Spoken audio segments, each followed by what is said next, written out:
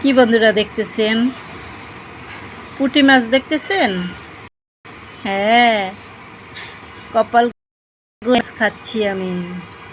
কেন জানেন?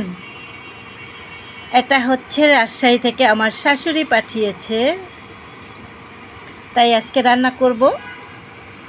আরও কী কী মাছ যেন পাঠাইছে, ফ্রিজে তাড়াতাড়ি রেখে দিয়েছে।